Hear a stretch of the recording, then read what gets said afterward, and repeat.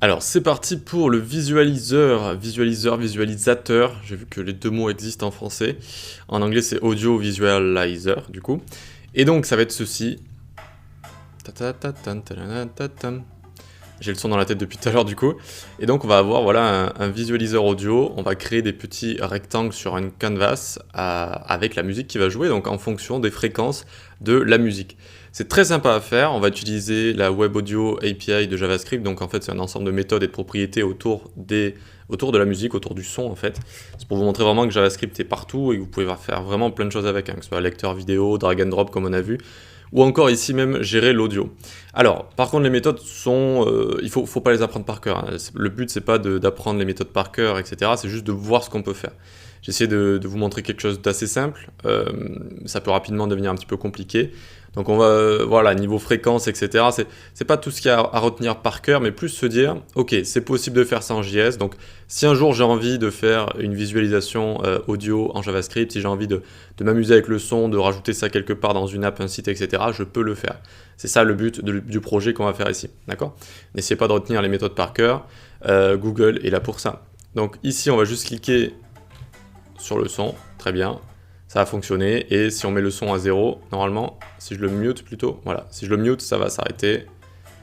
Sinon, hop, ça va nous montrer les petites barres ici. Allez, très bien, on va pouvoir commencer donc l'HTML, on se retrouve dans le code. Donc, l'HTML, eh bien, c'est ici directement, on est sur le dernier projet. On va utiliser un canvas, on lui mettra l'ID, on va faire original, on va utiliser l'ID canvas ici, très bien. Ensuite, un audio, est-ce que je lui ai donné une classe? Je ne lui ai pas donné de classe. Donc l'élément audio ici, c'est quand on veut utiliser un son tout simplement en HTML, eh bien on utilise l'élément audio comme on utilise l'élément vidéo, comme on utilise des images, etc. Et donc ici, on fait référence à notre dossier son, et dedans j'ai mis un son, Ok, donc on lui mettra également l'attribut control, ce qui va donner les contrôles play, pause, le son, etc. Ok, donc on a juste besoin de ça, maintenant on peut directement aller ici, il va pas y avoir beaucoup de CSS, alors désolé, il y a une voiture de police qui passe dans la rue. Hop, nickel, c'est bon. Donc ici on met juste margin padding 0, une hauteur de 100 VH, et notre élément audio on va venir le placer quasiment au milieu, avec un top 40%, left 50%, transform, translate, moins 50%, moins 50%, très bien. Donc il est parfaitement placé, juste un petit peu remonté avec un top 40% juste ici. Ok, ensuite hashtag canvas, notre canvas, on va lui mettre une position absolute, left 0, top 0, width 100%, height 1%. À quoi ça sert d'écrire ça? Ça sert à dire que ça va faire une toile qui va prendre tout l'écran en fait. Voilà, c'est tout ce que ça veut dire. Ça va faire une toile qui va prendre absolument tout l'écran. Ok, très bien. Donc pour l'instant, on n'a pas grand chose. Regardez, on a juste notre player ici. Donc ça joue le son quand même, je ne sais pas si vous l'entendez. Voilà, play, pause, et puis on peut télécharger, je crois, ici, les 3 petits points. Non, on ne peut pas télécharger ici. On peut juste play, pause, et puis on peut bouger dans notre audio et changer le son. Très bien, donc on va maintenant dans notre code, dans notre JavaScript, c'est parti. Document.querySelector, on va prendre notre audio. Alors ici, on va même le mettre dans une constante. Tiens. On va le mettre ici, on va faire audio est égal document.audio. On va même l'appeler audio player, ce sera plus logique. Donc notre audio player ici, eh bien de base on a envie de dire que audioplayer.addEventListener play, donc ça veut dire quand il est en train de jouer, eh bien on va lancer tout notre JS. Tout notre JS on va le mettre à l'intérieur. Pourquoi? Parce que Chrome a bloqué une fonctionnalité assez récemment, c'est de mettre des sons ou des vidéos en autoplay quand on arrive sur un site. Parce qu'il trouvait que c'était très mauvais pour l'expérience utilisateur. Du coup, il a bloqué ça et on ne va que pouvoir mettre en play des éléments une fois que l'utilisateur aura touché le site ou aura touché notre lecteur. Donc, une fois qu'il aura cliqué sur play et donc que le son sera en train de jouer, eh bien, notre événement ici va se déclencher, d'accord? Événement play. Mais on ne peut plus mettre en autoplay directement depuis le début. Donc, ensuite, on va venir ici, on va se mettre un const context audio est égal new audio context. Donc c'est un constructeur JS, comme on avait fait des constructeurs nous-mêmes, vous savez, avec des classes, avec le projet particules. Et donc ça va nous proposer des méthodes et des propriétés liées au son. Voilà, c'est ça le constructeur audio context. Ensuite on va faire const src est égal context audio qu'on vient de créer, point create media element source de audio player. Donc cette méthode crée une source à partir de notre source audio qu'on va pouvoir manipuler pour avoir notamment tout ce qui est fréquence, etc. Ensuite, on va avoir un const analyzer est égal context audio point create analyzer.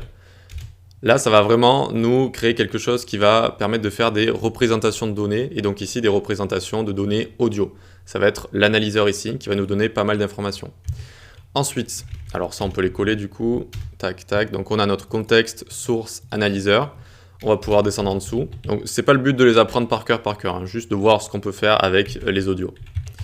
Const canvas est égal document.getElementById canvas. On lui donne une width et une height. Canvas.width est égal window.innerWidth et height window.innerHeight. Même si on l'a donné en CSS, on le réapplique en JavaScript. Hop, pour bien garder ça dynamique et qu'il prenne tout le temps tout l'espace qu'on lui alloue. Ensuite, le contexte d'utilisation, ça va être 2D, donc on va juste créer des rectangles en 2D. Donc getContext 2D. Ok, nickel. Maintenant, il va falloir connecter notre source avec notre analyseur ici. Donc, on vient ici faire src.connect, c'est une méthode qui existe pour lier les deux. Analyseur. Voilà. Ensuite, notre analyseur, on va également le connecter à contextAudio.destination. La destination, c'est de là d'où va sortir le son. Donc là, les speakers de mon ordi portable. D'accord? Donc là où va sortir le son.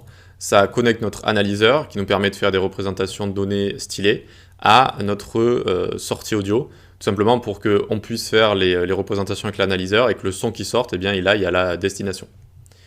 Ok, ensuite, c'est là où ça va devenir un petit peu tricky et faut vraiment pas, enfin, vous pouvez le retenir si vous voulez, mais ici, on va faire analyseur.fftsize est égal 1024. Alors, fftsize, ça veut dire transformation de Fourier rapide. Ça va traiter un signal numérique pour nous fournir une fréquence. D'accord? Pour nous fournir une fréquence. Donc ça, c'est la valeur de notre fftsize. Et maintenant, on va pouvoir créer une fréquence à partir de ça. Const fréquence audio est égal analyseur.frequency bincom, comme ça. Nickel. Donc ici, maintenant, on a des fréquences par rapport à ce qu'on vient de déclarer jusqu'ici. D'accord? Et donc, normalement, on peut le loguer. Les fréquence audio ici, nickel, ça va être la moitié de ce qu'on a donné à notre transformation de Fourier rapide ici. Donc normalement, si on ouvre ici, on actualise, ah oui, il faut cliquer sur audio. Vous voyez qu'on a bien 512 qui est la moitié de la valeur de Fourier rapide, donc ça va être la fréquence de notre audio. Donc une fois qu'on a défini ce nombre de fréquences, on va créer un tableau qui va contenir toutes les fréquences du son quand il est joué. Donc ici, on va faire const tableau fréquence est égal new uint8 array de fréquence audio, comme ça, de fréquence audio en français. Donc on va créer un tableau avec toutes les fréquences d'un son qui est en train d'être joué. Et toutes ces fréquences, on va pouvoir les convertir en petits rectangles qui vont être notre animation. Voilà. Donc ensuite, en dessous, on se fait const width est égal canvas.width.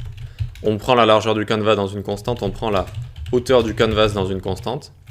Canvas.height, ok, nickel.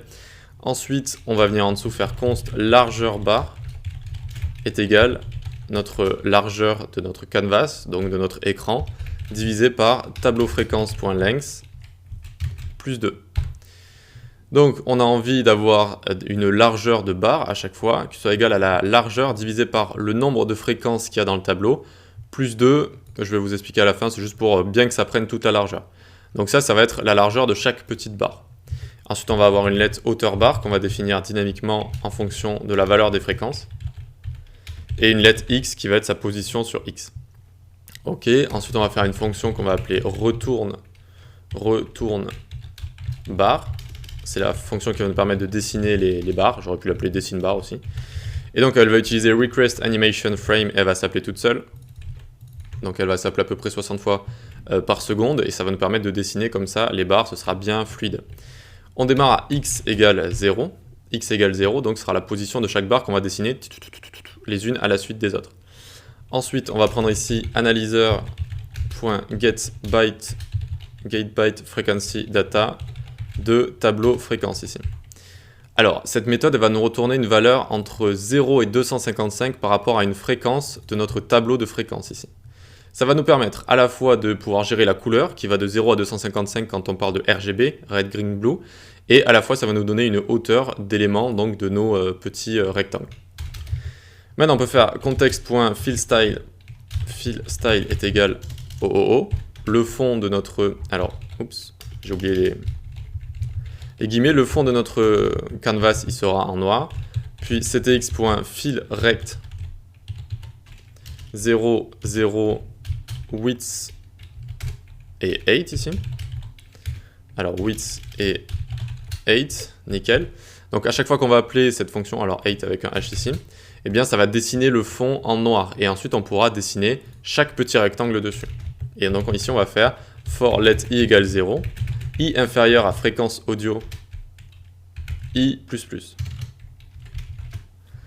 Hop, donc fréquence audio, ça va être le nombre de fréquences qu'on va avoir, ça fait référence à ceci. Donc c'est le nombre de fréquences qu'on va avoir, et pour chaque fréquence, eh bien, on va pouvoir dessiner un petit carré, un petit rectangle. Donc à l'intérieur, chaque petit rectangle va avoir une hauteur de barre qui va être égale à tableau fréquence de i. Ok, donc à chaque fois, chaque fréquence d'un son, ça va être une petite barre. On va avoir à chaque fois let R pour red, ça va être 250, let G est égal 50, et let B est égal I, ça va être la valeur de I de notre boucle ici, de notre boucle. Donc ça va être les couleurs, vous pouvez changer, vous pouvez mettre I en haut, au milieu, tant que ça reste entre 0 et 250 en fait. Donc là j'ai choisi des couleurs, ça va faire une sorte de orange jusqu'au violet, ça va être assez sympa. Une fois qu'on a tout ça, on peut faire ctx.fillStyle, ça va être à quelle couleur on va dessiner nos rectangles. RGB 2, et puis là on met nos trois couleurs, R, G, tac, B comme ça, nickel. Et puis on va dessiner nos rectangles, donc fillRect, la méthode fillRect avec l'HTML canvas. Et ici donc il nous faut la position sur X, la position sur Y ce sera la hauteur de notre canvas, 8 ici, très bien. Là, ensuite il nous faut les dimensions, donc la largeur de la barre ici on lui met largeur barre. Et ensuite, il nous faut une hauteur, et donc on met moins hauteur barre. Hauteur barre qui fait référence à chaque fois à nos fréquences ici. Et donc on lui met moins pour que ça démarre de haut en bas. Je vais vous en parler juste après. On finit juste ici, on a quasiment terminé. Donc quand on est toujours ici dans notre boucle for, donc on se met juste ici. À chaque création de rectangle, eh bien on fait x plus z égale largeur barre plus 1. Pour que les barres se créent les unes à côté des autres. Les unes à côté des autres, ça va faire tac, tac, tac, tac, tac, tac, ça va se créer les unes à côté des autres. Très bien, et à la fin, on appelle notre fonction qui s'appelle toute seule. Il faut quand même l'appeler une fois, et puis à partir de là, elle va s'appeler avec request animation frame. On regarde juste si ça fonctionne, et on regarde. Ça fonctionne. Qu'est-ce qui se passe ici, du coup? Alors j'ai conscience que ça peut être un petit peu compliqué, mais je trouvais ça quand même assez sympa de vous le montrer. Donc tout ce qui est les couleurs, ça va être ici. On commence par quelque chose de facile, RGB. Par exemple, si ici je change ça et que je mets 50, 50i, vous allez voir que les couleurs vont changer. Vous voyez que les couleurs ont changé, mais d'ailleurs elles ne sont pas très très jolies. Et donc vous pouvez changer le code couleur comme ça en jouant avec ces valeurs, en faisant des calculs, en faisant des additions, tout ce que vous voulez. Je vois que notre fond est blanc quand on commence. C'est pas ce que je veux. C'est pas ce que je veux, donc notre canvas ici, tac, on va lui mettre un fond noir dès le départ pour voir. Voilà, nickel. Hop. Super. Donc ensuite, vous voyez que c'est des petits rectangles que ça crée ici. D'accord, alors je vais baisser le son. C'est des petits rectangles qu'on a ici, et ils vont être dessinés chacun grâce à ceci ici. fillRect. fillStyle, ça va être la couleur des rectangles. fillRect, ça va être leur position et leur valeur, donc leur hauteur et leur largeur. Largeur barre ici, ça va être la largeur qu'on a définie juste ici. Et donc si vous voulez, regardez, divisé par frequency, si j'enlève le plus 2 à la fin, les barres en fait, elles vont prendre toute la largeur, mais vu qu'il n'y a pas assez de son aigu dans notre musique, eh bien ici il y en a qui ne vont pas être joués. Donc pour pallier à ce problème ici, j'ai juste rajouté plus 2 ici. Donc j'ai juste rajouté en fait un peu de largeur à mes barres. Et du coup, bon, certes on perd peut-être un tout petit peu ici dans les aigus, mais vu que c'est très rarement joué, c'est pas vraiment grave ici. Du coup on a bien toute une largeur et c'est plus sympa comme ça. Donc ça c'est pour la largeur, ok. Ensuite, X, on va l'incrémenter à chaque fois ici, c'est pour vraiment caler les rectangles les uns à la suite des autres. Et ici, j'ai mis moins hauteur barre. Regardez pourquoi. Si je l'enlève, si je mets juste hauteur barre, on ne voit pas. On ne le voit pas parce qu'en fait, il faudrait que je vous montre autre chose pour ça. Si je mets 0 en position sur Y et si je mets juste hauteur barre, on va les apercevoir ici. Mais regardez, c'est en haut ici. Donc moi, j'ai envie de les avoir tout en bas, donc toute la hauteur de l'élément, et j'ai envie qu'ils s'agrandissent, mais de l'autre côté.